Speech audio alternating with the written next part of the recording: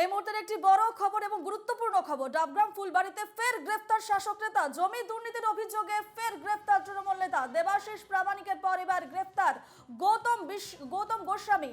গৌতম গোস্বামী এসজেডি এর বোর্ড সদস্য। দিল্লি থেকে গ্রেফতার করে স্পেশাল অপারেশন গ্রুপ। জমি দুর্নীতিতে গ্রেফতার আরও এক বিজেপি কর্মী। গজলডোবা ভোরের আলো থানা এলাকা থেকে গ্রেফতার করা হয়েছে তাকে এবং ডাবগ্রাম ফুলবাড়িতে ফের গ্রেফতার শাসক নেতা। জমি দুর্নীতির অভিযোগে ফের গ্রেফতার তৃণমূল নেতা। এ নিয়ে আমরা কথা বলবো। আমাদের সঙ্গে সরাসরি রয়েছেন আমাদের প্রতিনিধি অংশুমান চক্রবর্তী। অংশুমান, জমি দুর্নীতির অভিযোগে ফের গ্রেফতার হয়েছেন এক তৃণমূল নেতা। এর আগে দেবাশিস প্রামাণিককে গ্রেফতার করা হয় এবং এবার গৌতম গোস্বামী। কি জানতে পারছো?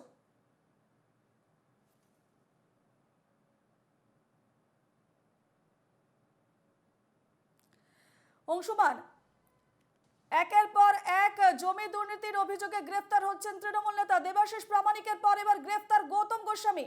কি জানতে পারছো?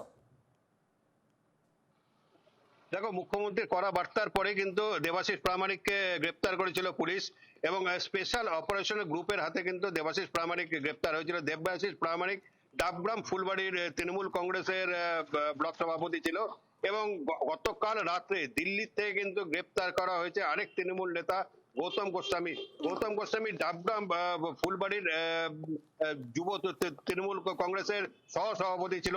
এই দেবাশিস প্রামাণিক গ্রেপ্তার হওয়ার পর থেকে কিন্তু গৌতম গোস্বামী গা ঢাকা দিয়েছিলেন এবং ছেড়ার পর তার খোঁজে কিন্তু এসওজি ক্রমাগত বিভিন্ন জায়গায় তল্লাশি চালাচ্ছিল। অবশেষে ফোনের ট্র্যাক রেকর্ড ধরে তাকে কিন্তু দিল্লি থেকে গতকাল রাত্রেবেলায় গ্রেপ্তার করা হয় এবং তাকে কিন্তু আজকে আবার নিয়ে আসা হচ্ছে শিলিগুড়িতে, এমনই খবরটা পাওয়া গেছে। তবে এই যে শুধু গৌতম গোস্বামী বা দেবাশিস প্রামাণিকই নয়, এবং দেবাশিস প্রামাণিককে গতকালকে পুলিশ আবার রিমান্ডে নিয়েছে। নেওয়ার পর তাকে জিজ্ঞাসাবাদ করা হচ্ছে। তার কিন্তু পুলিশের হাতে কিন্তু অনেক তথ্য উঠে আসছে, যার ফলে কিন্তু আরো বেশ কয়েকজন তৃণমূল নেতার কিন্তু গ্রেপ্তার হওয়ার সম্ভাবনা রয়েছে। বিশেষ করে শিলিগুড়ির অঞ্চলে বিভিন্ন জায়গায় বিভিন্ন তৃণমূল নেতারা বিভিন্ন জমি কেলেঙ্কারিতে একের পর এক জড়িয়ে গেছেন। সেই কারণে কিন্তু একের পর এক গ্রেপ্তার হতে পারে এরকম সম্ভাবনা দেখা যাচ্ছে। পুলিশ সূত্র থেকে জানতে পেরেছি যে পুলিশ কিন্তু তদন্ত চালিয়ে যাচ্ছে এবং গৌতম গোস্বামীকে নিয়ে আসার পর তাকে আবার আদালতে পেশ করে রিমান্ডে নেওয়ার পর পুলিশের গতি প্রগতি কিন্তু তারা আরো বলতে পারবে বিস্তারিত ভাবে। শুধু গৌতম গোস্বামী নয়, আজকে কিন্তু সকালবেলায় আরেকজন বিজেপি নেতা উত্তম রায়, তাকে কিন্তু গজলডোবা থেকে যে ভোরের আলো থানা, সেই থানা অঞ্চল থেকে গ্রেপ্তার করা হয়েছে। তাকে আজকে জলপাইগুড়ি আদালতে পাঠানো হচ্ছে।